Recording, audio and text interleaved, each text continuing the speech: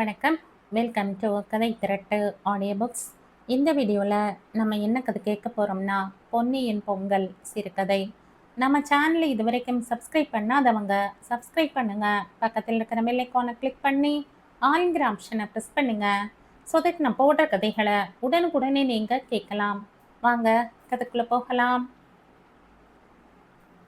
தலை மீது அழுத்திய விறகு சுமையை பொருட்படுத்தாதவள் போல் பொன்னி வெகு அனாயசமாக நடந்து சென்றாள். இள வயதின் பூரிப்பும் எடுக்கும் அவள் அங்க அவயங்களிலும் நடை உடை பாவனையிலும் மிளிரின. பொங்கலுக்காக எல்லோர் வீட்டிலும் சுண்ணாம்பு அடிப்பதும் வர்ணம் தீட்டுவதுமாக எங்கும் கோலாகலமாக இருந்தது. பொன்னி அதையெல்லாம் வேடிக்கையாக பார்த்து கொண்டே நடை போட்டாள்.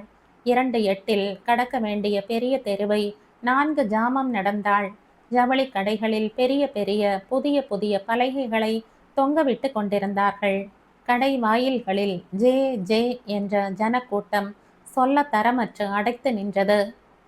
வளையல் செட்டியார்கள் ஒரு புறம் பஜாரில் இருக்கும் பெரிய ஆலமரத்தடியில் சாக்கு பைகளை பரப்பி கடை வைத்து விட்டனர். பொன்னி தன் கையை பார்த்து கொண்டாள். 2 கைகளும் மொட்டையாக சுள்ளி விறகை போல் காட்சி அளித்தன. சூழ் கொட்டி கொண்டு அவள் மேலே நடந்தாள். அவள் கண்களில் குபு குபு என்று நீர் நிரம்பிற்று. தன்னை ஒத்த பெண்கள் வீட்டில் உள்ள நல்ல புடவையை குசுமம் வைத்து உடுத்தி தலையில் பளபளவென்று மினுக்கும்படி எண்ணெய் பூசி கதம்பம் சூட்டி கலகலவென்று பேசி சிரித்து சென்றார்கள். சிற்றுண்டி சாலை தாண்டிற்று. குயவன் கடை வந்தது. தனக்கு பழக்கமான கடை ஆதலால் பொன்னி அங்கு சற்று தயங்கினாள். எத்தனை வித பானைகள், சட்டிகள், இடியாப்பம் செய்யவும் இட்லி வார்க்கவும் வடிக்க வடி சட்டியும். பொன்னி அங்கேயே நின்று விட்டாள். பொன் நிறம் பூசிய ஓர் உண்டியை எடுத்து கடைக்காரன் அவளிடம் நீட்டினான். இது ஒன்று எடுப்புள்ள, உங்க அப்பன் கொடுக்கிற துட்டை போட்டு சேர்த்து வச்சுக்கோ என்றான் அவன். எங்க அப்பன் கொடுக்கிற துட்டு உனக்கு தெரியாதாங்காட்டியும் என்று கூறிவிட்டு விசுக்கென்று அவள் திரும்பி நடக்கலானாள். அவள் பக்கத்து வீட்டு பெண் பாக்கியம் இப்படித்தான். உண்டியில் கால் அணாவாக போட்டு 4 அணா சேர்த்து வைத்திருந்தாள். அத்தனைக்கும் வளையல் போட்டு கொள்ளப் போவதாக அவள் சொல்லி கொண்டிருந்தாள். இப்பொழுது அது நினைவிற்கு வரவும் பொன்னியின் அழுக்கு படிந்த கன்னங்களில் 2 சொட்டு கண்ணீர் வழிந்து சற்று வெளுத்த பாதை ஒன்றை உழுது கொண்டே போயிற்று. அப்பொழுது யாரோ அவளை கூப்பிடும் சத்தம் கேட்டது. அவள் உற்சாகமற்று மெல்ல திரும்பி பார்த்தாள். இங்க வா, இந்த வீட்டை கொஞ்சம் கழுவி விட்டு போயேன் என்று ஒரு அம்மாள் கேட்டாள். யோசித்தபடியே சற்று நின்றாள் பொன்னி. நான் உனக்கு 8 அணா தருகிறேன் என்றாள் அந்த அம்மாள். இல்லை பொண்ணு, நன்றாக வீடு மொத்தம் அலம்பி விட்டால் வள்ளிசாக முழு ரூபா 1 தரேன் என்றார் அந்த வீட்டு எஜமானன். பொன்னியின் கண்முன் முழு வெள்ளி ரூபாய் 1 நர்த்தனம் ஆடியது. அதை சுற்றி வளையலும் உண்டியும் சிற்றுண்டியும் ரிப்பனும் கதம்பமும் சேர்ந்து கும்மி அடித்தன. அவைகளின் ஊடே சட்டென்று அவள் செவியில் அன்னையின் குரல் கேட்பது போலும் பிரம்மை தட்டிற்று. என்னால முடியாதுங்க என்று கூறிவிட்டு அவள் வேகமாக வழி நடந்தாள். வீடு எட்டியதும் விறகு சுமையை வாயிலில் தொப்பென்று கீழே போட்டுவிட்டு காலை பிடித்து கொண்டு உட்கார்ந்து விட்டாள். தோ வராளே பொன்னி, எங்கே எங்கேன்னு அலைஞ்சு போனியே என்று ஒரு ஸ்திரீ கூறவும் பொன்னியின் தாயார் முனியம்மா அங்கு வந்தாள். எங்கடி போன மகாராணி? போனா ஒரே போக்குத்தானா? போக்குத்தானான்னு நான் கேட்குறேன்.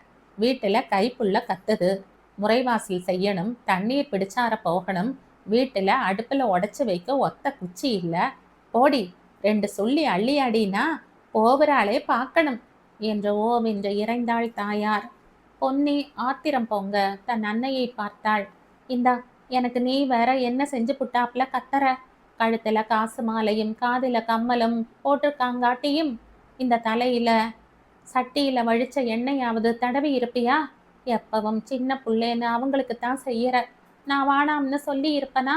நான் தையல் கடையில கெஞ்சி கேட்டு ஒரு கந்தை துணி வாங்கி வந்தா அதை உடனே சின்னம் அவளுக்கு வச்சு பின்னுவ.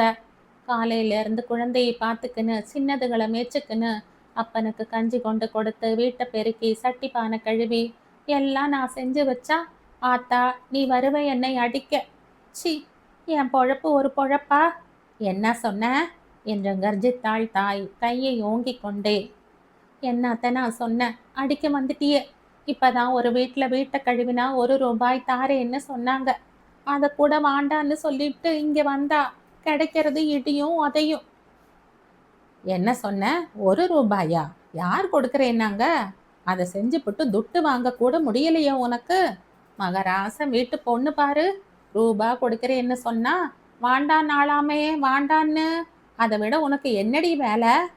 பொன்னி அதற்கு பிறகு அங்கே வெறுமனே உட்கார்ந்திருக்கவில்லை. புலி அடை போன்ற தலையை சொரிந்து கொண்டே கோவென்று அழுதபடி ஓடிவிட்டாள். அது போகட்டும் கழுத, சொத்த உதவாக்கரையம்மா அது என்று கூறிக்கொண்டே பொன்னியின் தாய் உள்ளே போய்விட்டாள். பொன்னி கொஞ்ச தூரம் சென்ற பிறகு திரும்பி பார்த்துவிட்டு அதற்கு அப்புறம் மெதுவாக நடக்கலானாள். 1 ரூபாயை வேண்டாம் என்று மறுத்து வீட்டுக்கு நேராக சென்றவள் அவள் மனம் திக் நேராக சென்றாள். அவள் மனம் திக் திக் என்று அடித்து கொண்டது. அவங்க மட்டும் வீட்டை கழுவ சொல்லட்டும், அப்புறம் அந்த ரூபாயை அம்மா கண்ணுல காட்டுவனா? அத்தனையும் காலனா விடாம நானே செலவழிச்சுப்பேன். என்னை என்னான்னு நினைச்சுக்கிட்டாங்க தெரியல என்று முணுமுணுத்து கொண்டே பொன்னி அந்த வீட்டின் வாயிற்படி ஏறினாள். அப்பொழுதுதான் அவ்வீட்டு எஜமானன் ஒரு குடம் தண்ணீரை கொண்டு வந்து முன் கூடத்தில் கொட்டி கொண்டிருந்தார். அந்த அம்மாள் தென்னந்துடைப்பத்தை எடுத்து கொண்டு வந்தாள். அம்மா, ஐயா, என்கிட்ட கொடுங்க என்று கேட்டுக்கொண்டே உள்ளே நுழைந்தாள் பொன்னி. அப்போ என்னவோ மாட்டேன்னு பிகி பண்ணிக்கிட்டியே என்றார்கள் அவர்கள். பிறகு எனக்கு என்னம்மா, எங்க அம்மாளை கேட்டுக்கின்னு வரப்போனே என்று சிரித்து பதில் கூறினாள் பொன்னி. பரபரப்பாக வேலையை முடித்துவிட்டு நின்றாள். அவளிடம் 1 ரூபாயை கொண்டு கொடுத்துவிட்டு அந்த வீட்டு அம்மாள் அவள் முகத்தை ஊன்றி பார்த்தாள். மூஞ்சியை பார்த்தா களையாக இருக்கிறது, எங்கள் வீட்டிலேயே இருந்துவிடேன் என்றாள் அந்த அம்மாள். பொன்னிக்கு அந்த சொல் தேவாமிர்தமாக இருந்தது. இனி அந்த தாய் முகத்திலும் தகப்பன் முகத்திலும் விழிக்காமல் நினைத்தபடி வேண்டியதை வாங்கி தின்று கொண்டு நிம்மதியாக இருக்கலாமே என்று தோன்றியதும் அவள் முகம் மகிழ்ச்சியுடன் பொலிவுற்றது. ஆவட்டும், நாளைக்கு காலையில வாரேன் என்று கூறிவிட்டு அவள் வெளியேறி தெருவிற்கு வந்தாள். கடை வீதியில் விளக்கு ஏற்ற ஆரம்பித்து விட்டனர். வளையல் கடைக்கு போனாள் பொன்னி. அங்கு வளையல் செட்டியை காணோம். மேலே மிட்டாய் கடைக்கு சென்றாள். அங்கே விதவிதமான நிறங்களில் மிட்டாய்கள் அடுக்கப்பட்டிருந்தன. ஏனையா, 1 ரூபாய்க்கு சில்லறை இருக்குதா என்று கேட்டாள் அவள். இல்லை, 5 ரூபாய்க்கே வாங்கிக்கோயேன். இங்க வா, உனக்கு எது 1 ரூபாய் என்று கேட்டு கடைக்காரன் அருகே நெருங்கவும் அவள் ஓடிவிட்டாள்.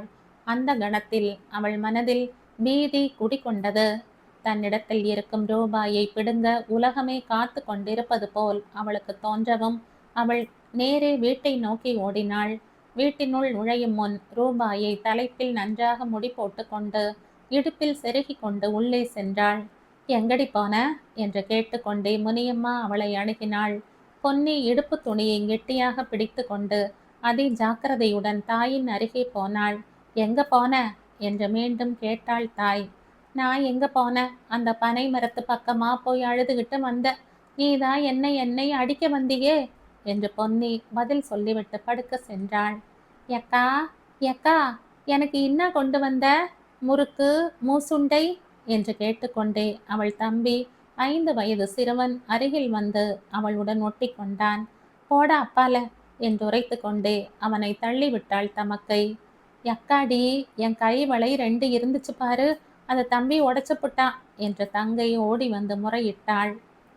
போனா போகுது, உங்க அம்மா என் கையில பண்ணி போட்டிருக்காளே பவன் வளை, அதுல 4 கழட்டி போட்டு கொடி என் ராஜாத்தி என்று கூறிவிட்டு தங்கையின் தலையில் நறுக்கென்று குட்டி விட்டாள் பொன்னி.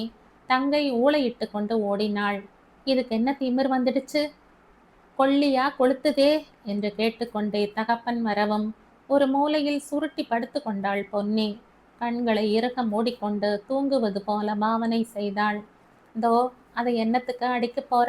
பாவம் பொட்ட குழந்தை, ஒன்னால ஒன்னுண்டா? நினைச்சா வயிறு பகீருங்குது. கட்ட முழுசா துணி உண்டா? உழைச்சு உழைச்சு என்ன சுகத்தை கண்டது? பொங்கல் பண்டிகை வருது, பசங்களுக்கு ஒரு நல்லது உண்டா, பொல்லாதது உண்டா என்று தாய் தகப்பனை அடக்கிவிட்டு குறைபட்டு கொள்வது கேட்டது. பொன்னி தன் ரூபாயை கையில் தொட்டு பார்த்தபடியே உறங்கிவிட்டாள். காலையில் எழுந்ததுமே அவரவர் வேலைக்கு அவரவர் போய்விட்டனர். பொன்னி வீட்டை பெருக்கி மெழுகி அடுப்பு சாம்பலை அள்ளி தங்கைக்கும் தம்பிக்கும் கிணற்றடியில் குளிப்பாட்டி சட்டி பானை தேய்த்து தன் வேலைகளை பார்க்கலானாள். எப்பொழுது கடைக்கு போய் தன் மனம் போனபடி ஆசை தீர செலவழித்து சாமான் வாங்கிக் கொள்வோம் என்று துடித்தது அவள் மனம். அவள் சமயத்திற்கு காத்திருந்தாள். கடை தெருவை அடைந்ததும் பொன்னிக்கு பழைய பீதி பிடித்து கொண்டது. தனக்கு தெரிந்த குயவன் கடை வந்ததும் அவனிடம் சில்லறை மாற்றலாம் என்று காத்திருந்தபடியே அவள் நின்று கொண்டிருந்தாள். முதல் நாள் தான் ரூபாய் சம்பாதித்த அந்த வீடுதான் அவளுக்கு இப்பொழுது சொந்தமாக இருந்தது. அந்த வாசற்படியில் நின்று கொண்டாள். யக்கா யக்கா என்று கூவி ஏதேதோ கூறிக்கொண்டிருந்தனர் அவள் தங்கையும் தம்பியும். ஆயினும் அவள் நினைவெல்லாம் அன்று அவள் வாங்கப் போகும் சாமான்கள் மீதே இருந்தது. அண்ணாவுக்கு 4 வளையல், தங்க கலர் பட்டு வளையல், அதுதான் 4 அணாவுக்கு போட போறேன். கதம்பம் 2 அணா, அப்புறம் அப்புறம் அப்புறம் என்ன வாங்கலாம் என்றே அவள் யோசனைக்கு வரவில்லை. அவள் இப்படியே யோசித்து கொண்டிருக்கையில் தன் தாயின் குரல் கேட்டு திடுக்கிட்டு திரும்பினாள். நீங்கெல்லாம் எங்க வந்தீங்க பின்னால என்று கேட்டாள் வீட்டில் இருந்து வெளியே வந்த முனியம்மா. பொன்னி இடுப்பில் ஒரு கையை அழுத்தமாக பிடித்து கொண்டே பதில் சொல்ல வாய் எடுத்தாள். முனியம்மா, இவ உன் பொண்ணா? நேத்திக்கு வீட்டை அலம்பி விட்டா. எப்படித்தான் அழகா சுறுசுறுப்பா வேலை செய்யறா தெரியுமா என்று அதற்குள் அந்த வீட்டு அம்மாள் சொல்லவும் முனியம்மா தன் பெண்ணை பெருமிதத்துடன் பார்த்தாள். பொன்னி பீதியுடன் தன் அன்னையை நோக்கினாள். தான் 1 ரூபாய் சம்பாதித்ததை தாயிடம் சொல்லாததற்கு அடி வாங்க வேண்டுமோ என்று அவள் பயந்தாள். ஏன் மகதானுங்க, எங்க வவுத்துக்கு கஞ்சிக்கு கூட பத்த மாட்டேங்குது, பொங்கல் வருது. பொன்னி தன் முகத்தை திருப்பி கொண்டாள். எதிர்ப்புறத்தில் வளையல் கடையும் ரிப்பன்காரன் கோலும் தெரிந்தது. வா வா என அழைத்தன. இதுதான் சமயம், ஓடு, உனக்கு வேண்டியதை வாங்கிக்கொள் என்று யாரோ செவிக்குள் கூறுவது போல தோன்றியது. யக்கா, இது யாரு என்று இடுப்பில் இருக்கும் தம்பி கேட்டான். அவன் முகமும் தங்கையின் குச்சி போன்ற கைகளும் அவள் கண்முன் தென்பட்டன. தன் தாயை நோக்கினாள் பொன்னி.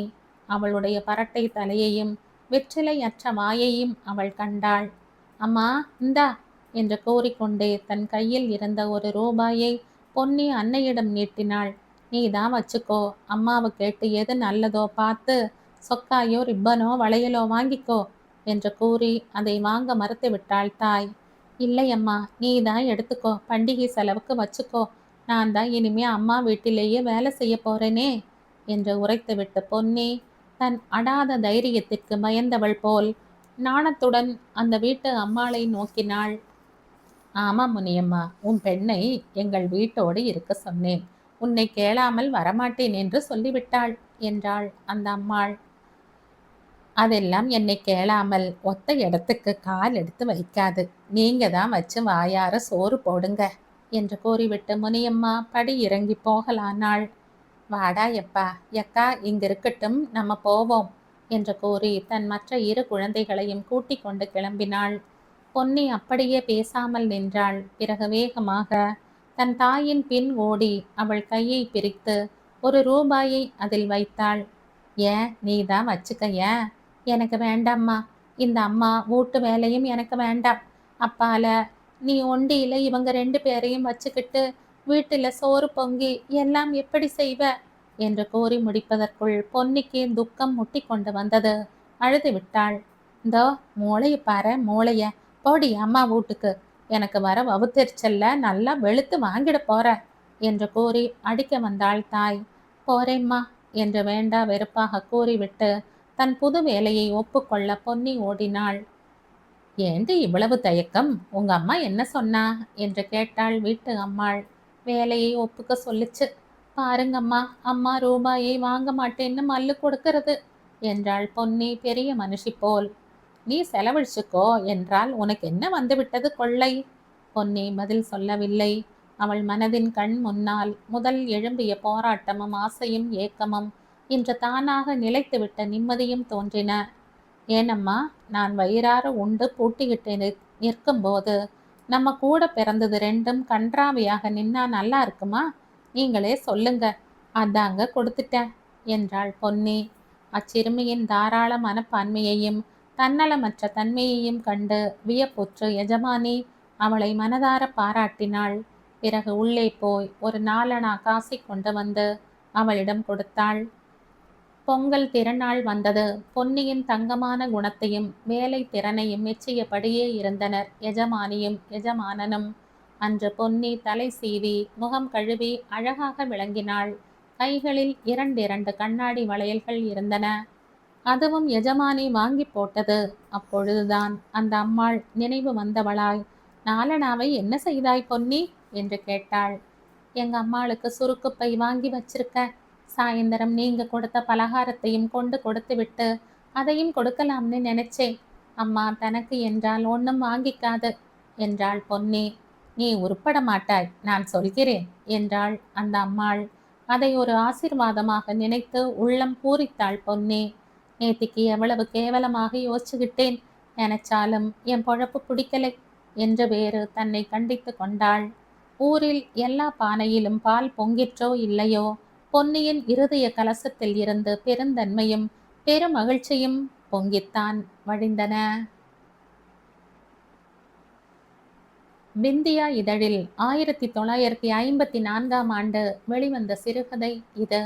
இந்த கதை உங்களுக்கு பிடிச்சிருந்தா லைக் பண்ணுங்க, ஷேர் பண்ணுங்க, சப்ஸ்கிரைப் பண்ணுங்க. மற்றும் ஒரு இன்ட்ரெஸ்டிங்கான கதையோட அடுத்த வீடியோவில் சந்திப்போம். பாய். தேங்க்யூ.